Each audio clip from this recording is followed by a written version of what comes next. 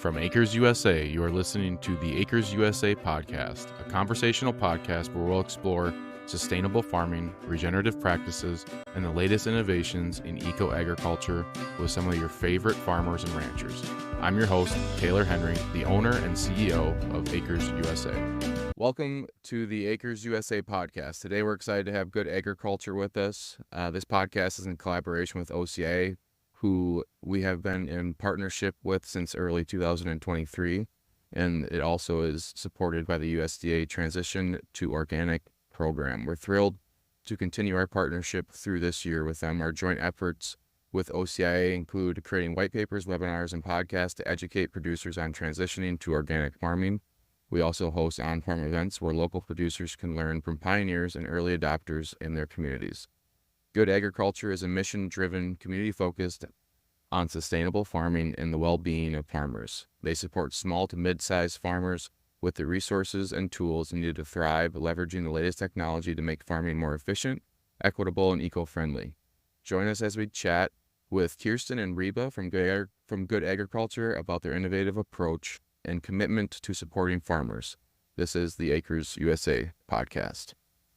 Well, thank you for joining me, Kirsten and Reba. Thanks for having us. Do you guys want to try to give an overview of Good Agriculture and what you do and how you support farmers? Yeah, so Good Agriculture exists because small farmers and mid-sized farmers are one-man bands, and it is incredibly difficult, particularly as you're shifting over to organic and trying to learn new management practices, to handle all of the pieces that come with actually running a business. So we handle back office. Started off doing financial management, accounting and bookkeeping, tax prep, getting things like pulling together all of the pieces so that you can do enterprise tracking, understanding like if I'm raising both sheep and goats, am I making more money on sheep? Am I making more money on goat? Hey, did you realize that you're losing 20% a month on hogs? Back in and figure out like what actually makes sense and what's going on in your business. We then expanded into funding and helping farmers find funding that will notify farmers when programs that they're eligible for have opened. And this summer, we are adding in operational analysis. We're super excited to have gotten an SBIR grant from USDA with a germination rate of 97%. Previous to that was a crop of pink-eyed peas. And we cultivated in between, amended with potash, and we ended up with about 20% decreased yield from what we expected. And Kirsten's pitching on over to me because we also go with marketing for our farmers. Like Kirsten said, we do all the back office stuff. So admin tasks such as bookkeeping, grants, and marketing are major areas. And then adding in that leg of helping with the voice application that Kirsten was just talking about. I co-founded this company in large part because I needed the help. Mm-hmm. Yeah, I think I was our first financial management customer, and I have not looked back. I spend roughly 5 minutes every 2 months. I'll get an email with the transactions that are uncategorized, and can you help us figure out what goes in these spaces? What we've done is build tech for ourselves on the back end. So rather than expecting the farmer to learn a new technology in order to handle their books, we just ask them the information. We'll handle your book and we'll use the technology for you. So right now, it is entirely invisible to the farmer. At some point, it will become somewhat more visible in the sense of we'll have a platform where you can log in and get your reports instead of getting them via email.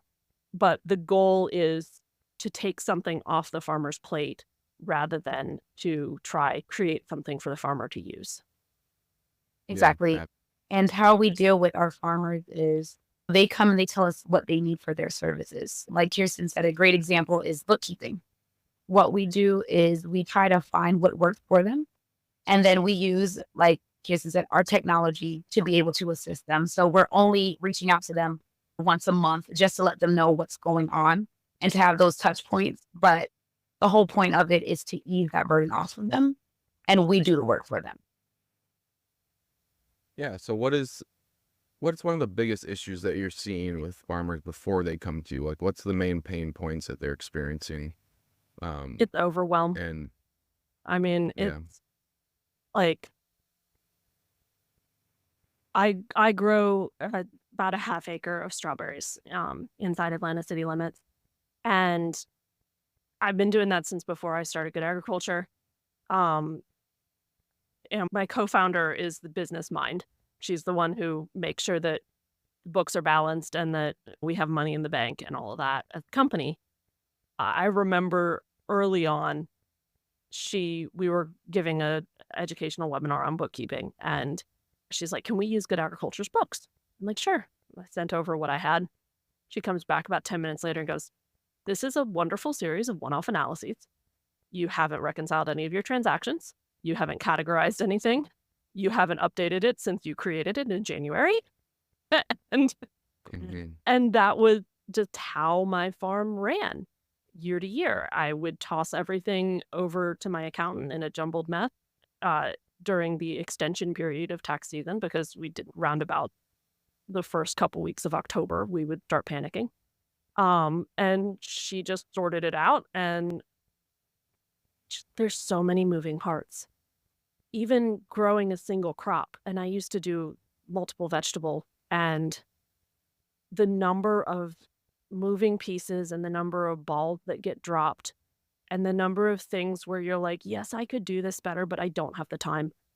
I've just spent 14 hours in the field and I'm exhausted, and I probably have some sort of headache from electrolyte shortages. And I now have to figure out what I spent last month.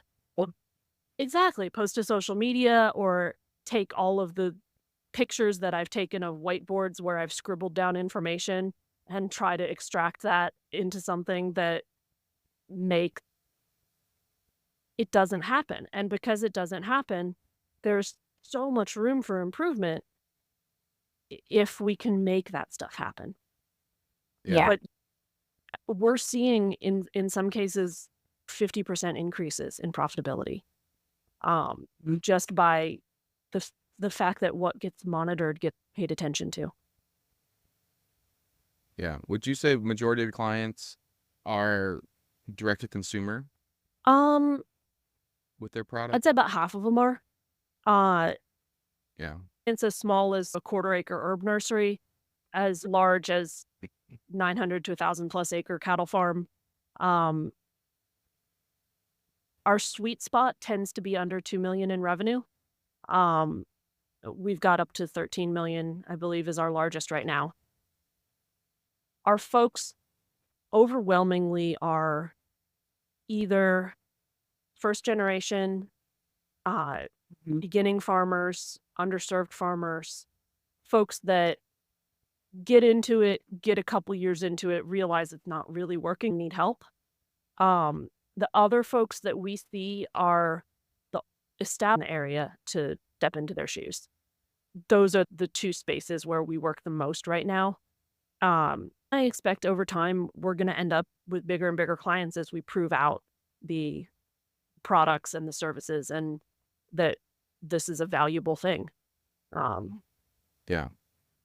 But our sweet spot really is that smaller farmer who's just wearing all the hats, and we're trying to figure out how we can alleviate that stress as much as possible. Let's talk about the importance of understanding your numbers as a farmer. It really is, it goes into any business.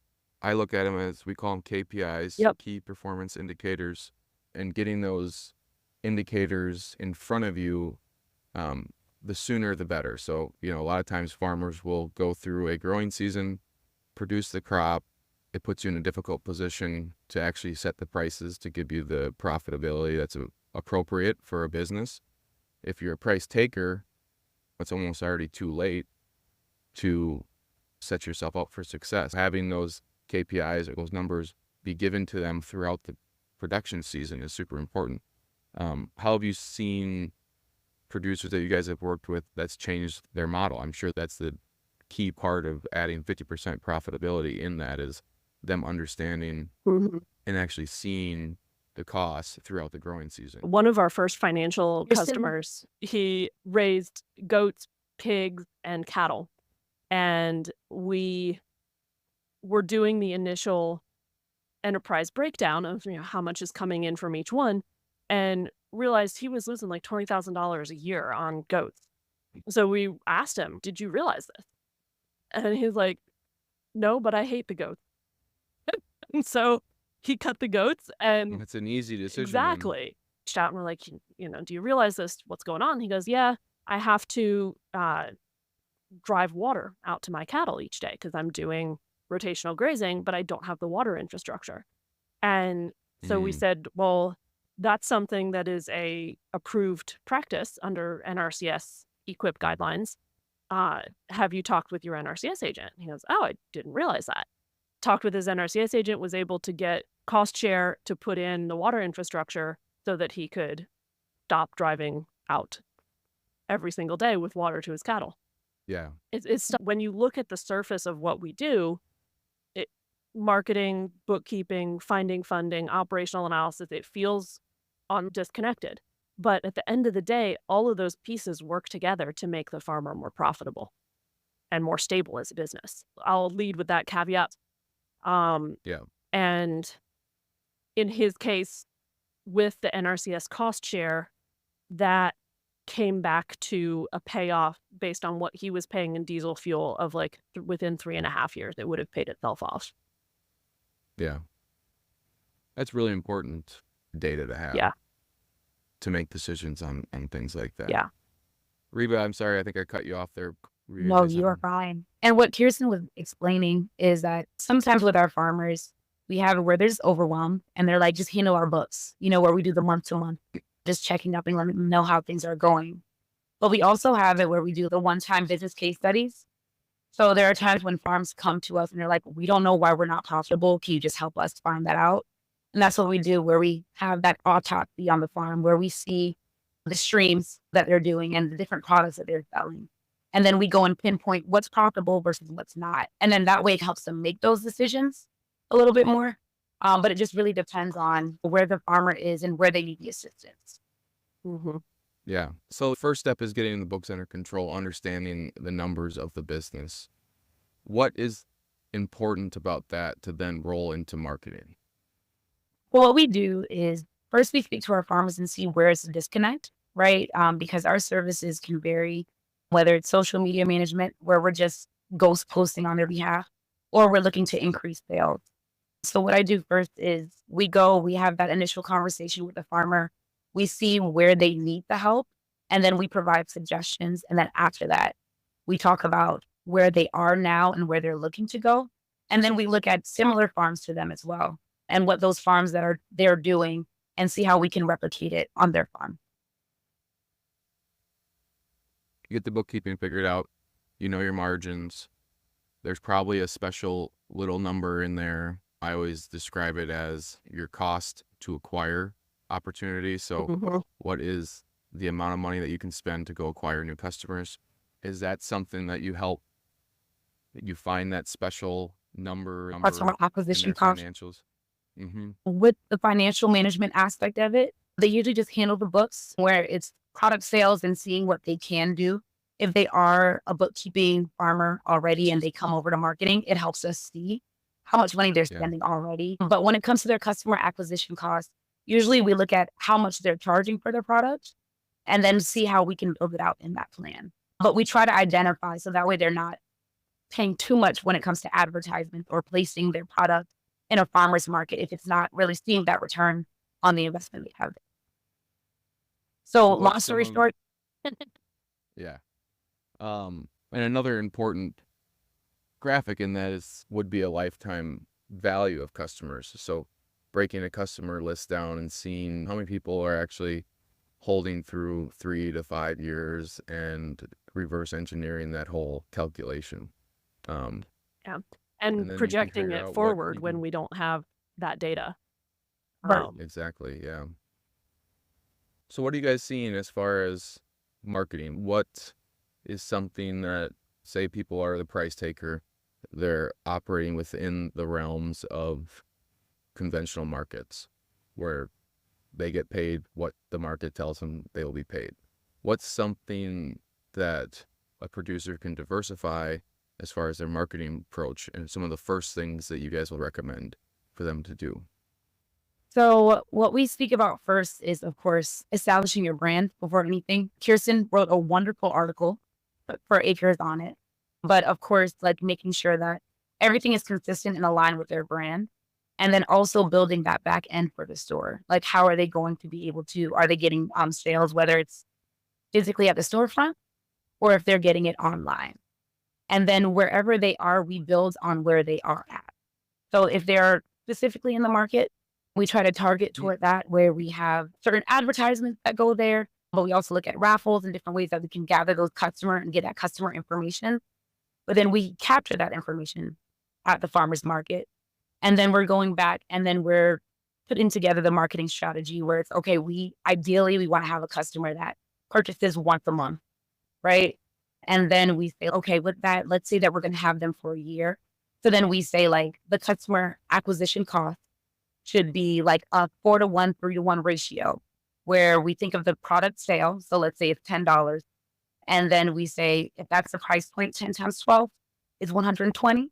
And then we're going to try to divide it down. So we're saying like we're spending $30, $40 on an advertisement, or like if we're trying to acquire a customer at the market, so we're going to put $30, $40 toward this. If we're trying to get 10 customers, amplify it. So that way it's still within that cost ratio and we are still operating within that restriction. So we're not overcharging or putting too much money toward our advertisements. Mm-hmm. What is the advertising platform that you would recommend, or what are their advertising strategies? Yeah. So what we do, we look at digital, physical as well, just to see where they're at. For example, if we have a farmer at a farmer's market, we would go and see if there are any opportunities there that we can do, whether it's a placement in the newsletter or just doing something that's already on that platform that they're at. We also use email marketing to reach out to our farmers. We have monthly, sometimes weekly newsletters that we send out on behalf of the farmer. And that's just our way of continuing to have that relationship with our current customers. And then, of course, digital platforms. So we have social media. We have as well as Google. And then, of course, those local grocery stores or places that I know that they will be at that we try to be strategic on. So if it's a Sprouts farmer's market and we have a farmer that's looking to target a customer that frequents there, I'm going to go and check to see if someone's engaging in that on social media. They like the page. If they're more likely to do that, then I'm going to tailor that to be in that specific state, city, and the person with that buyer habit. Yeah. And I think it's important to note the cheapest cost to acquire or keep a customer is a current customer. Yep. Right. Yep. So, but it doesn't mean that they should be ignored either. Still be an investment put towards keeping your current customers as customers. Exactly. And that's what I touched on a bit before when it comes to the email newsletters and making sure that we continue to keep that conversation going. And the same thing for socials. Our farmers, they're really busy, so they don't really have time to post as much as they would like to. But what we do is we work with them to make sure that we are still being public. We're still being forward facing. We're giving them farm updates as well. It's not like we're only selling, but we're letting them know what's going on and how things are happening with us. Yeah. So would you say you're focusing mainly with folks who are at farmers markets? Do you have some case study examples of your clients that you've seen, of examples of folks that are doing it well and have taken your guidance and ascended their business? Yeah. So I will specifically talk about a farmer who experienced actually like a natural disaster that happened. And this farmer frequents about 3 farmers markets a week, actually. And we came together with a campaign to do like a raffle where it comes to like our current customers. So we send out certain things in our newsletter to say, find our bottle baby, because they have lambs and all of that good stuff. And we work with them so that way we can encourage that engagement. Also let them know that once you come to the farmer's market, you're not just coming to purchase, you're coming to go and play with our bottle babies, really get to know us. We don't want it to just be like a one-stop shop, but more of what's going on with us. We experienced this natural disaster. We are still coming back from this, but however, we still want to make sure that we get to spend that time with you. We have another farm, for example, that's a large client that we have there that also runs like a CSA. So with that, we work with that farmer to make sure that it's a mixture of farm update, but we also speak to our CSA members with our posts, with our emails. And then we also let them know once we have special events that happen toward the farm. Hey, this is exclusive to our members. We shoot them an exclusive email, but also we go and we let the regulars know that, hey, we're having this major event for everyone. We want you to come out, come to the farm, come enjoy, have a great time. And also if you want to purchase, that's always great too. Yeah. Let's go outside of the farmer's market strategy. Have you guys worked with people who are like, I'm not going to a farmer's market every Saturday? Yes. What are some strategies for those folks? So we ask them, like, what is their preferred method, right? Because sometimes it could just be visiting the farm. And if it's visiting the farm, that means that we need to amplify locally rather than really spreading out and casting a wide net for people to attend a farmer's market. So what we're looking at is media placement, ways that we can get them featured, whether it's in the local newsletter or on the news, or just something where it's a quick little write-up about our farm. Like I had a client last year and we just did a quick write-up on him. He's a Hispanic farmer. He learned how to farm through YouTube. And I thought it was really amazing just because we want to make sure that we use the digital world in different aspects. And I thought it was amazing because YouTube is, known for like, you come here for entertainment, but there's educational value as well. He was able to learn how to have a livestock farm. He actually practiced rotational grazing as well. And I thought that was really beneficial for an underserved farmer who doesn't necessarily know how to start, but hearing his story. And it helped because we had some farm visits as well. So that's always great. Mm-hmm. Yeah. And then there's also like that same farmer runs trucks up to Atlanta and then down to Miami. And there have been times where he's called Reba and been like, hey, I still have a quarter of a truck. Can you help me sell along the route? And she'll just start calling people. Exactly. Really? And we have it where we look at like publication. So we do digital, as we said before, social media, all of that good stuff. We have the local news, but then we also have those print magazines and publications that are also beneficial. Even if it's placing an ad in the local newsletter to see how it performs. It's trial and error, but the good thing about the farming community is that not everyone's the same. So we have more farmers that are more digitalized that we can put ads in our digital newsletters, on our social media, all of that good stuff. And then we have farmers that don't necessarily send out emails, but will look at mailers. So what really makes sense for their audience? I think it's important. You made a good comment there that you track the strategies. So what would be a way for someone to track, say, putting an ad in a print publication? Mm-hmm. So we do this ourselves as well. So usually what I have is like a QR code embedded in there. And the reason for the QR code is because we can digitalize how many people like go and visit our website through there. But then also after they visit, what do they do next? Are they purchasing? Are they scrolling through? We have plugins on our website where we're able to indicate and try to track that out. But for farmers who are not able to, sometimes it is adding in our email, adding in a phone number, putting in a promo code and simply apply it. And then sometimes it's follow us on social media and make sure that you DM us this random 20% off discount, just so we know that you got this from this particular publication or this particular printout that we have there. So it's ways to do it. You just have to be a little bit more deliberate in how you capture that rather than digital. Yeah. And it's important to do it because you don't want to just throw things into thin air and hope and pray and never know what the reaction is, or hope that one of your customers lets you know where they saw it at. Yeah. And I was going to say, and what we work on, so with our farmers, because things change all the time seasonally, I have it where we do like more of a quarterly marketing strategy. So that way we can adjust it toward the farm. What I've noticed is, of course, there are things that happen all the time where we have to change our strategy. And I want to make it where it is, where we can be more flexible than that. on there, because just because we have it set in stone, if it's not working, we try to cut it off early and then we figure out what's going to be the next solution. Like you said, we don't Yeah. want to guess. It's one of the easiest out of the gate platforms to use. There's some folks that use Clover.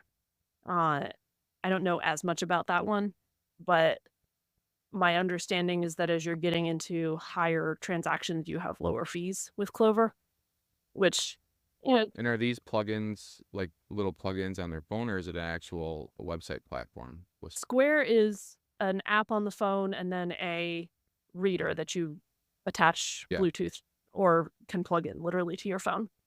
A number of our farmers are using Venmo, Cash App, Zelle, and just directly doing transactions that way. It is a challenge for the accountant to make sure that they understand what is a personal transaction and what is not in that environment. But oftentimes customers, particularly direct to consumer farmers, those customers will want to try to pay in a way that avoid fees and taxes for the farmer.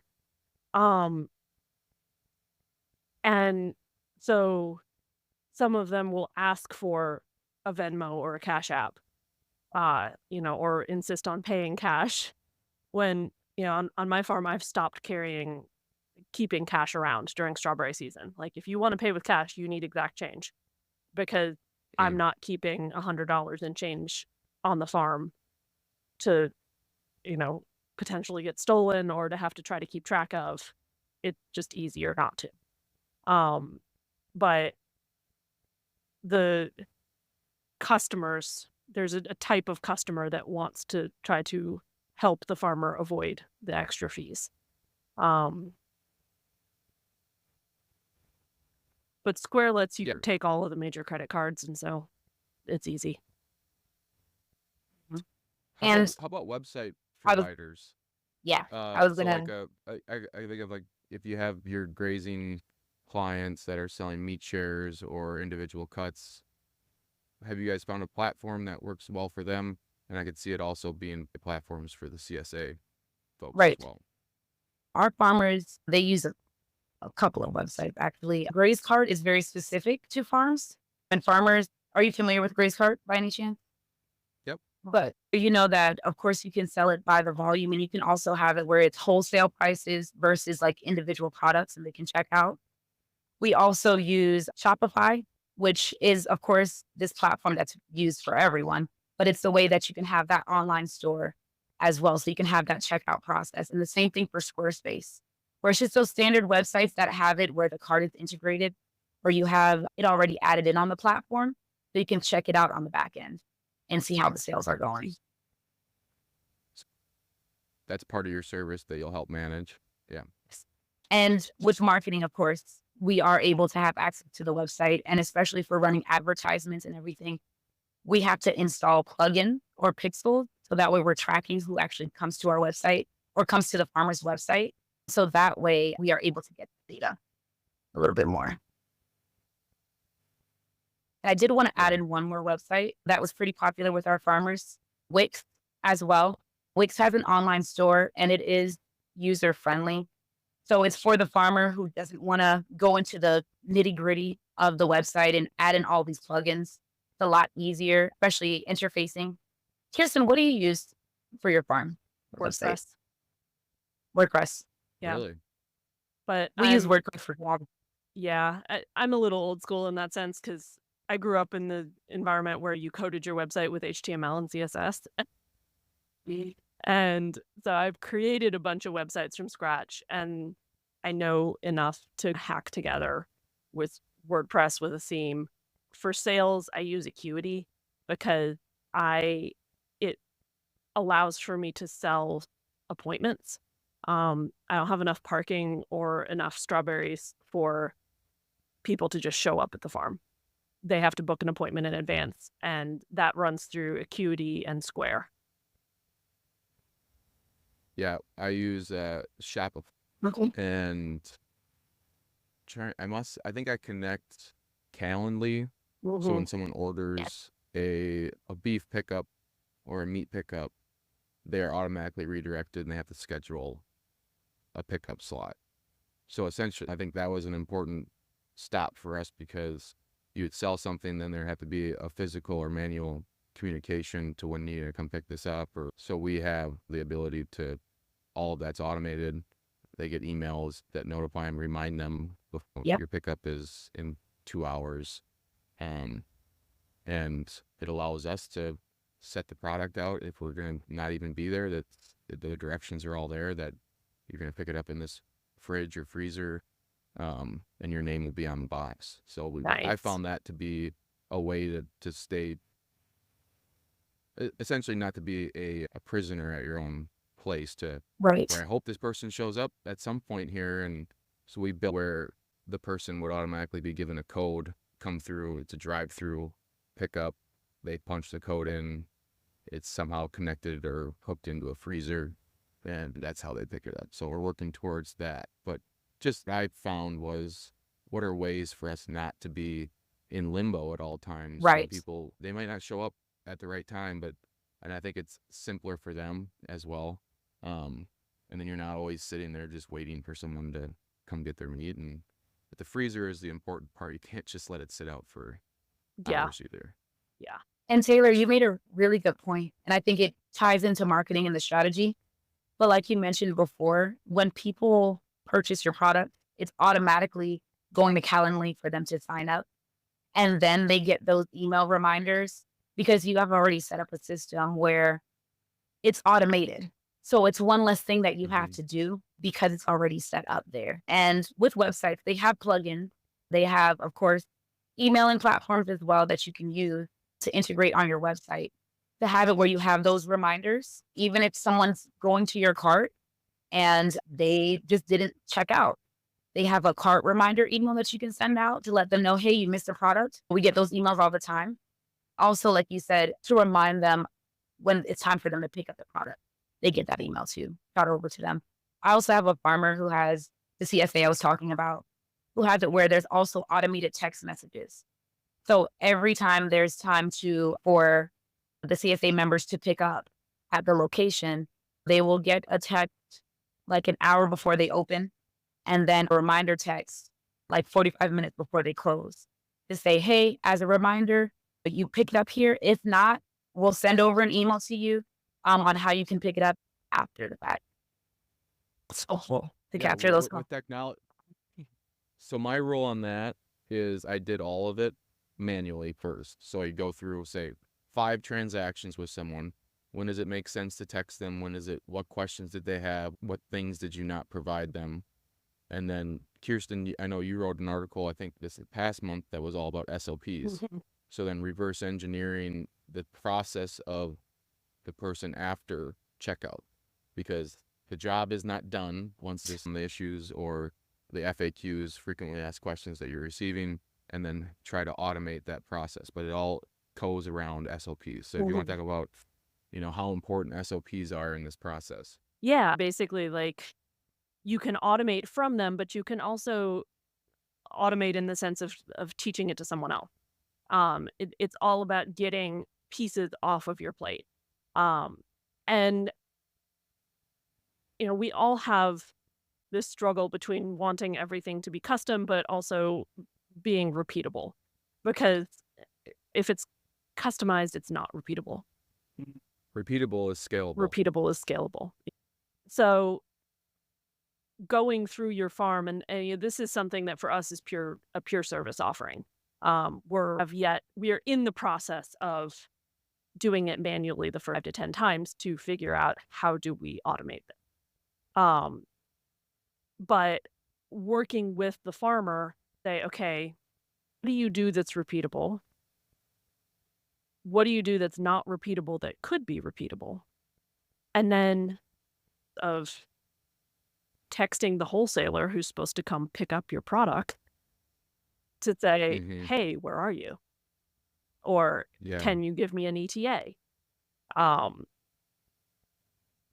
And so going into SOPs, I think as a farmer, you need to approach this from the question of, are you looking to automate this, or are you looking to teach this? because those are two separate end outcomes. Yeah. The They're actual, both really they're both important incredibly important. And the, because how many tasks do farmers do? And I think of it like this. If we have all these tasks, how many of these tasks are in it? How many of these tasks are something that you can pay someone $15 an hour to, that you are doing? Yeah. That you have a higher leverage activity that you should be taking care of. But there's no way to teach that person how to do it unless you have these processes in place. exactly. And no way to teach them what they can do and what you should do. Yeah, and it's also a good thing to get put in front of you that if I can't pay someone $15 an hour to do these things, why not? then what am I paying myself? Exactly. What am I paying myself? Yeah. Because know? most farmers, and I'll be honest, I'm still in this phase. Like, I was reaching the point 4 years ago where I was paying myself, and then I had to unexpectedly move the farm. And I went from a place that had gorgeous infrastructure to a place that was an overgrown mess that had no infrastructure. Like, the infrastructure was a water line and a concrete pad. And I'm still trying to get to the point where I'm paying myself. Now, you can argue my management practices, and probably should. I've done a fair amount of shifting around on my management practices because what worked on the highest point in East Atlanta does not work on the lowest point in South Atlanta. And I have learned that the hard way. But most farmers, particularly on the small farm, like, they're not thinking about this in the context of paying themselves. They're thinking Right. about it in the context of, do I have enough to pay the bill at the end of the day? And that is a wonderful way to spend the rest of your life jumping from fire to fire to fire until you're exhausted. Well, and I think it's kind of like my example of the manual process first. Okay, so that's step one, right? You're not just losing money. So let's make sure the bills are paid and there's money still left over. Yeah. But then step number two with the SOPs and the processes is then, okay, how much time is needed on these things? If I were paying someone to do these things, we need to pay them at least this much. Yeah. Whatever a fair wage is in your region. One way to painfully learn on how to make that process was actually paying people to do it, because I bet you will pay yourself if you pay someone else. Not necessarily. Yeah. At some point, I Mhm. hope. I'll get there. Next year, I think, is the year I pay myself. And that's part of it. Like any business, you don't start things and all of a sudden make millions. Start things and pay yourself exactly what you wish you could be paid. But if you don't take the time to go through that thought process, Charles Walters talks about it in one of his speeches in the early 2000s or late 90s, and he's in front of the crowd and he just goes, and for gosh sakes, guys, take a break and think. Yep. Take a break and just think about what you're doing in your business. Meaning, just go for a walk, take a couple days, and sit with yourself and think about what the business is and what happened and how you can improve it. Running on a hamster wheel forever, we aren't accomplishing the end goal, because the end goal is, if we're going to provide this nutrient-dense food that's raised in a eco-friendly manner, we have to be a viable business to continue to do that. Yeah. So we have to think about the business side of things. Yeah. And take a break. It's always easy to go bury yourself in day-to-day, work. We're farmers. That's what we like to do, because you can go lose yourself for hours. It probably wasn't the highest leverage activity. And there's always something else to be done. Doesn't matter how good you are. There is always something else that needs to be done. Yeah. Yeah. Absolutely. So Kirsten, you talked about it. You wrote an article about it. Brand. What is the blueprint for someone to develop their brand, and what's the importance behind it? Your brand is what separates you from your farm. If you are your farm's brand, then your farm is never going to scale beyond you. And so as you're trying to decide what your brand should be, that depends on, in part, who you're selling to, what you're trying to communicate about your products. But I think the biggest piece that you need to understand about your brand is that it's not just you. It's a separate entity.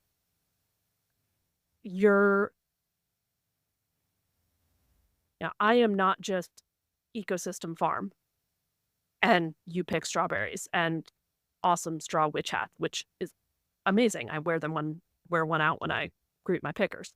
But the farm is larger than that.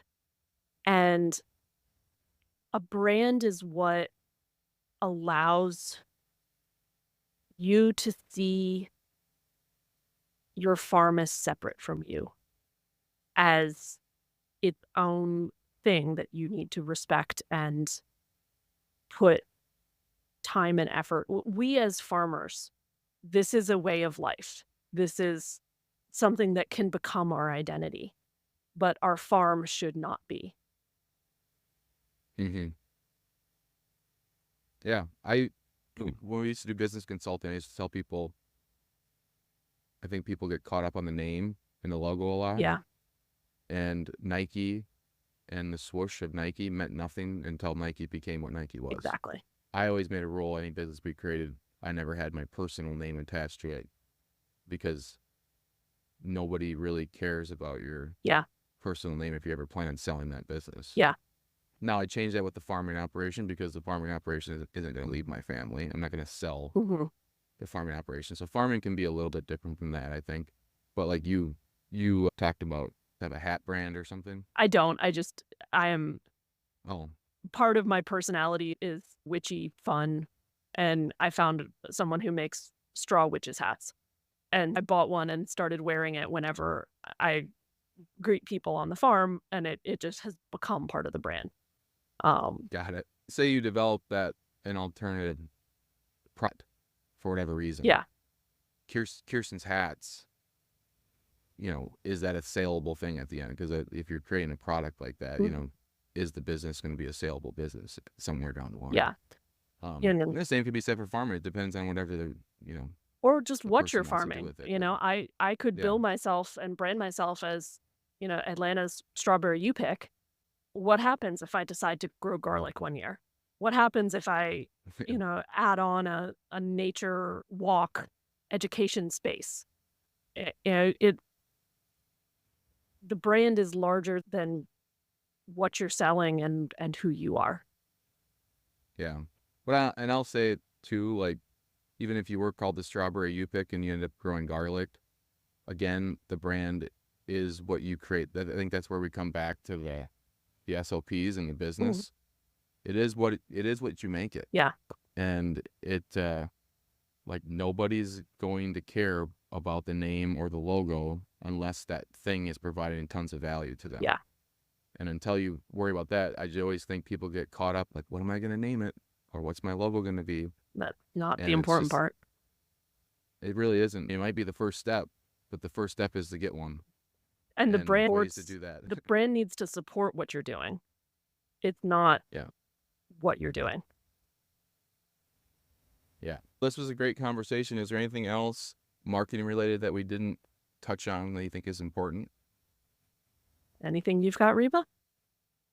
I do want to chime in just about the branding conversation, because I think you both touched on really great points, and more of the brand and the farm is its own self, and that it does evolve. There are things that happen all the time where it could be a bad winter at one point, and then it results into spring, and then you're looking to diversify your crops a little bit more when it comes to spring and then summer for harvest.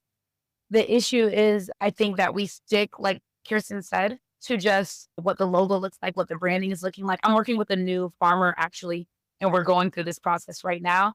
And the idea is the story that you're trying to tell on your farm, what you're trying to grow, and what's going to be helpful. All right. Well, we can wrap up the podcast there. What's the best place for people to find you guys? We are at goodagriculture.com. If you're in the market to find funding for your farm, our funding finder tool is free. It's about a 5 to 7 minute survey. It gives you a list of everything that you're eligible for, from national programs all the way down to state and local. And then we have a $3 a month service where You can get notifications when new programs open or when something that you're eligible for open. Just a really simple way to stay on top of making sure that you're able to get the money that's out there that can support your farm.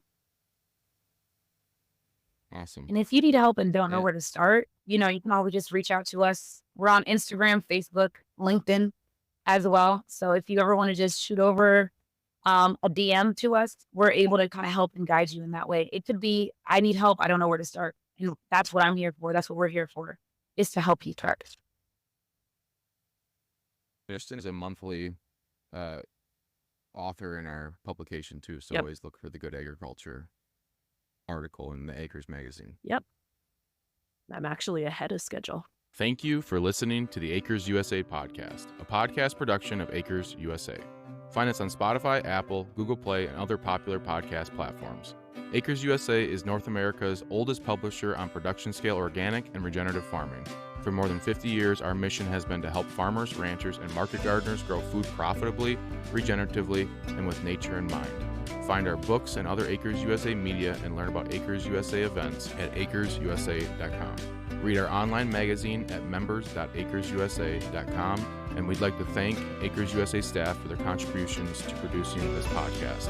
This episode was edited and engineered by Kennedy Stroessel and Weston Larson of Acres USA. And we're grateful to our guests for taking the time to talk with us about their experiences.